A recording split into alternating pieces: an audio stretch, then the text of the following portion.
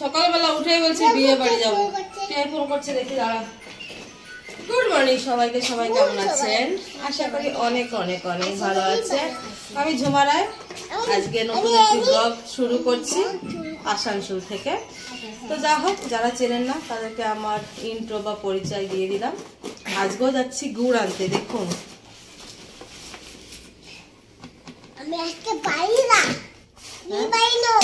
জানি না ভিডিওটা কখন আমি দেব, তবে স্পেশাল কারণের জন্য গুড় আনতে যাচ্ছি।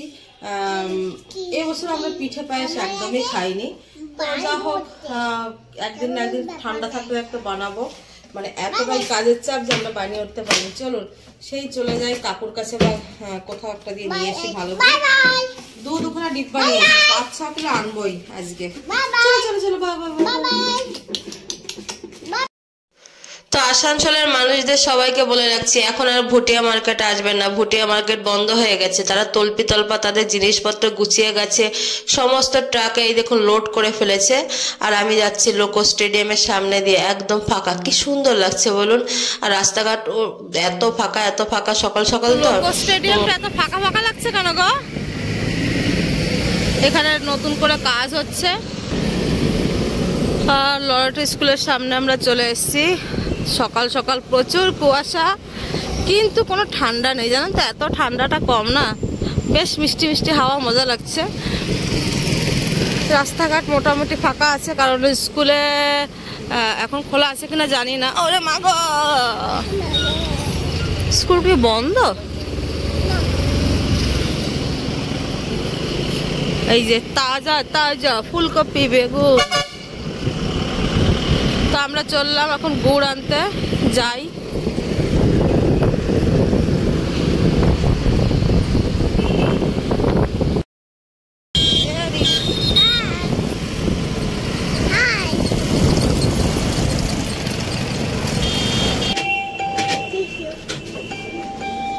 কই টাকা?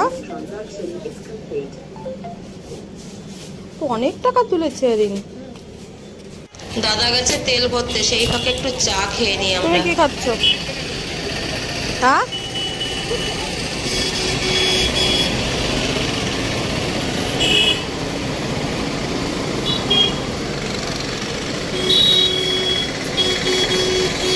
বাবা আসছে, বাবা আসছে। উঠবে না, উঠবে না।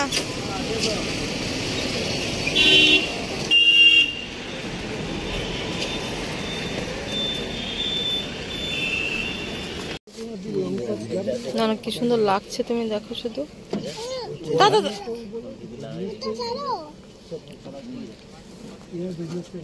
গরম,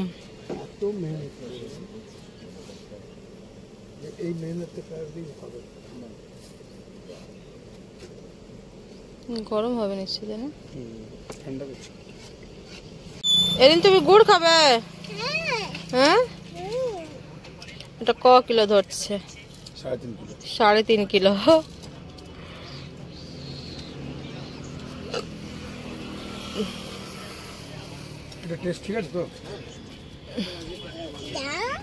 গরম গরম আছে। খাবে বলছে, গুড়ের দোকানে আসবে, গুড় খাবে না তুমি, তা তো হয় না। না, এই গুড়ের কাছে সত্যি আমি আর একটা দোকানে দেখলাম। কি বলছো? এইটাই খেলে মন শান্তি। ওরে বাবারে, ওরে বাবারে, গুড় খেতে কি ভালোবাসে। এই গুড় খেলেই মন শান্তি না। আর গুড়ের টেস্ট কিন্তু পাল্টাতে পারে নাকি বারবার? পাল্টায়? পাল্টায় না, দেখি।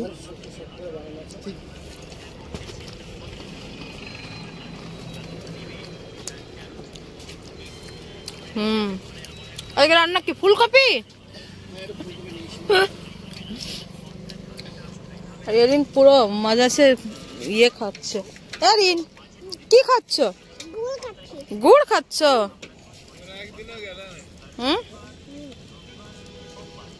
ভালো গুড়টা। ওরে বাবারে, টেস্টি। খাও খাও খাও। চারিদিকেই শুধু খেজুর গাছ, খেজুর গাছ, খেজুর গাছ। কত হলো? 5.5 কিলো। মায়ের জন্য নিতে পারলাম না। মায়ের জন্য নিয়ে কার কাছে পাঠাবো বলো?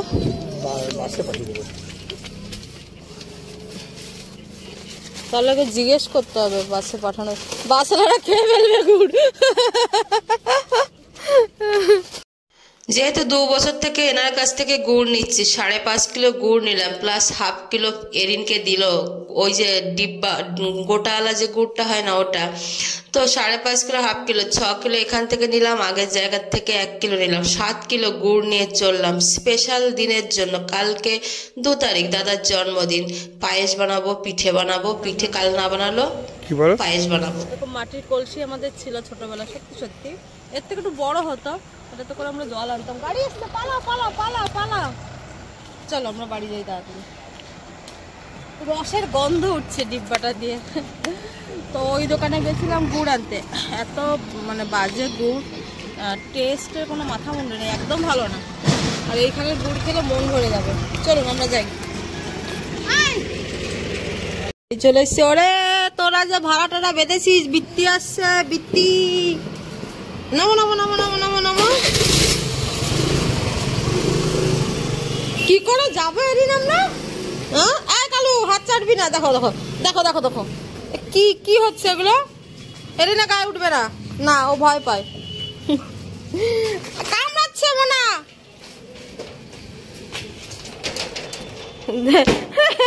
কালুর পায়ে ইয়ের কুচি ঢুকে গেছে। চলো বাড়ি চলে এসছি, দেখি কি হাল। এ হাল বেহাল। হ্যাঁ ঠিক আছে ঠিক আছে করো প্লাস্টারা। তো আসার সময় দেখছি টিপ টিপ করে 1 ফোঁটা 2 ফোঁটা করে বৃষ্টি পড়ছে। তাড়াতাড়ি পালিয়ে এলাম। এদিকে বাড়িতে সিঁড়িতে প্লাস্টার করছে, আমার তো মাথা খারাপ। দৌড়ে এসে বাড়িতেও সিঁড়ির উপর টিন শেড দিলাম। আর আমি বানাচ্ছি হচ্ছে বাঁধাকপির বড়া বানাবো। তো যারা গুড় টুড় আনবেন, এখন মোটামুটি ফেব্রুয়ারি 13 তারিখ অবধি ওরা লাস্ট থাকবে, তারপরে ওরা থাকবে না। এটা প্রমোশন নয়, ইনফরমেশন। তো যা হোক গুড়টা ভীষণ ভালো দেয়, যার জন্য বারবার করে যাই। ভাবছি ফেব্রুয়ারির আগে যদি এই গুড়টা শেষ হয় তো আরও কিছুটা এনে রাখবে। বেশিক্ষণ না থাকে না জানেন তো, কাচের বয়ামে রাখলে তবে অনেকক্ষণ থাকে। তো কাচের একটা বয়াম কিনে আনতে হবে ভাবছি। 7 কিলো গুড় তো এমনি এমনি একদিনে খেয়ে ফেলবো না না। তো বাঁধাকপিটা দেখুন কি সুন্দর ঝিরঝির করে কাটা হয়। তো দেখুন বাঁধাকপি কেটেছি সুতোর মতো করে, এত ঝিরঝির ঝিরঝির ঝিরঝির একদম। মানে এটাতে বড়া বানাবো। এখন একটু হালকা নুন ধুয়ে নুন মেখে রাখবো। আর আপনাদেরকে দেখাই, দাঁড়ান। এই বাঁধাকপিগুলো আর একটু কাটবো, একটু চারিদিকে ছড়াবে। এই পিলারটা দিয়ে কাটলাম। আর এই দেখুন গুড়, এই গুড়টা 2 পিস গুড় লাস্টে দিল আমাদেরকে, একদম গুড়টা গরম। আর এটা আছে আপনার 1 কিলো, এটা 1 কিলো 2 কিলো। এটা ওই আলাদা দোকান থেকে যেটা নিয়ে এসছি ওটা একদম অত ভালো টেস্ট না। রাহুল গুড় আজকে ভরে নিয়ে এসছি।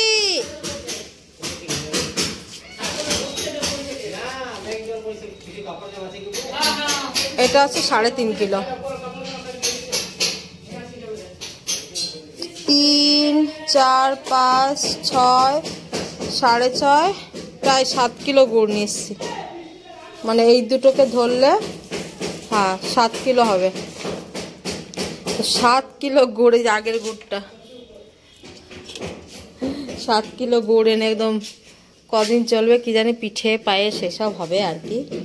আর তখন রান্না করছে কি কি করেছে। এই যে ভাত বসিয়েছে, বাড়ি ছিলাম না, এখন এসে দেখছি আলু ভাজা বানিয়েছে। এখানে আটা মেখেছে কুকারে, কুকারে হচ্ছে আলু সিদ্ধ। আর এখানে গরমা গরম ডাল আর বাঁধাকপির বড়া হবে। এই হচ্ছে আজকে খাবারের মেনু। আর অমলেট আছে, যে খাবে খাবে। সোনুকে অমলেট দিয়ে দেবো। সিঁড়িতে প্লাস্টার হচ্ছে, যেগুলো ফেটে গেছিলো, রিপেয়ারিং কাজ হচ্ছে।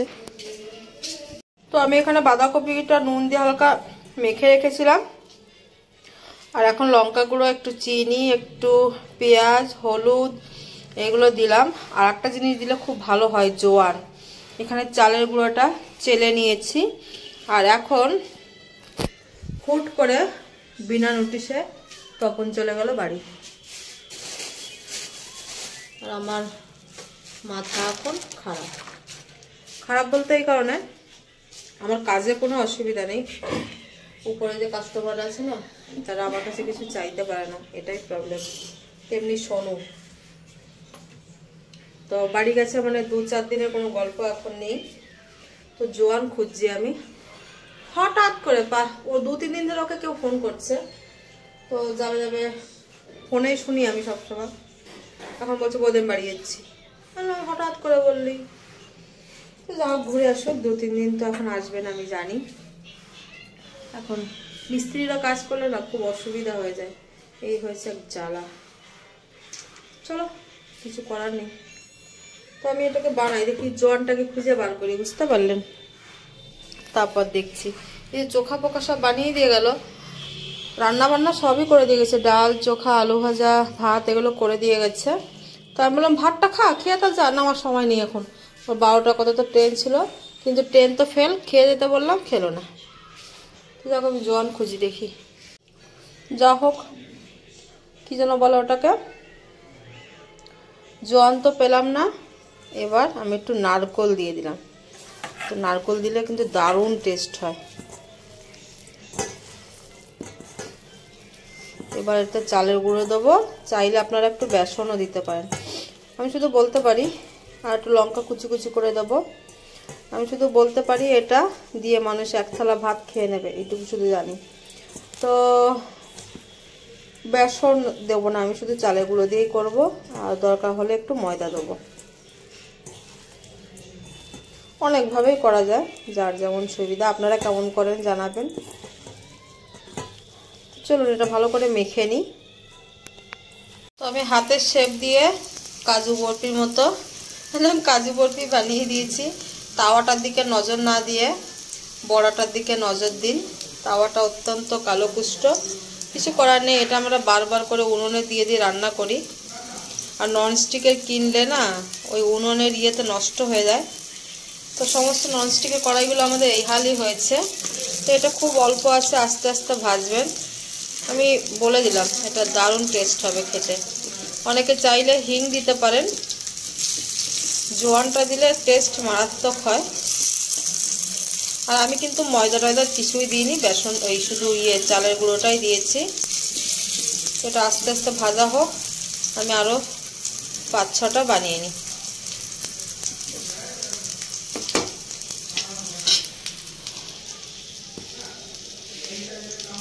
তো প্রথমে এরকম গোল গোল করে নিচ্ছি, তারপর হাতের শেপ দিয়ে দিয়ে লম্বা লম্বা করে নিচ্ছি। আমার হাতে পুরো চালের গুঁড়ো দিয়ে সাদা সাদা হয়ে গেছে। তো সামদারা কাজ করছে, আর আজকে এত বৃষ্টি বৃষ্টি, বাপরে বাপ, হাত পা পুরো ঠান্ডা হয়ে গেছে বৃষ্টিতে ভিজে ভিজে। ছাদে গিয়ে সমস্ত জিনিসপত্র ছড়ানো আছে, তো সেগুলো সব সরিয়েছি। দিয়ে সামদাদেরও একটু দেবো, একটা করে বড়া খেতে দেবো। এরকম বৃষ্টি হবে জানলে, তপন থাকবে না যদি জানতাম, তো আমি সামদাদের রান্না করতাম, ওদেরকে বলতাম আর খেতে দিতে হবে না। এখন তপন আমাদের হিসাব মতো রান্না করে দিয়ে গেছে, আর কিছু করার নেই। ওদের এই কষ্ট করে ঠান্ডা ভিতর গিয়ে খেয়ে আসতে হবে।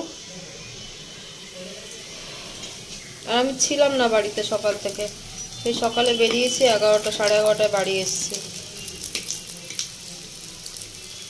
এখনই কিন্তু কটকট করছে চালের গুঁড়াতে। তো আমি একটু গ্যাসটা না আস্তে করে দেবো একদম, তাতে আস্তে আস্তে ভিতর অবধি ভাজা হবে।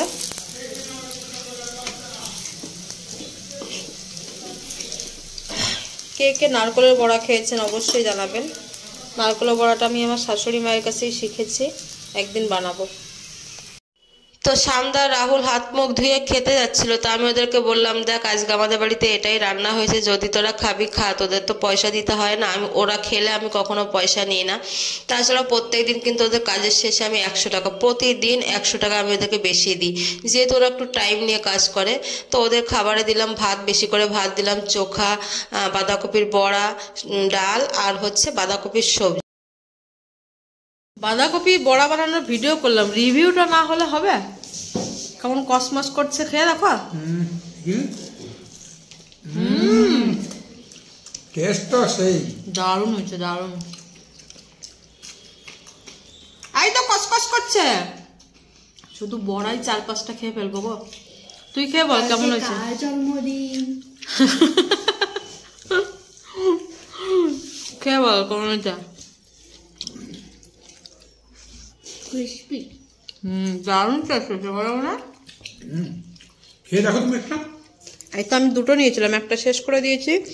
আর আজকের আমার জন্য কোনো কিছু রান্না হয়নি, আমি শুধু ডাল, এই চোখা আর বড়া নিয়েছি, আর কিছুই খাবো না।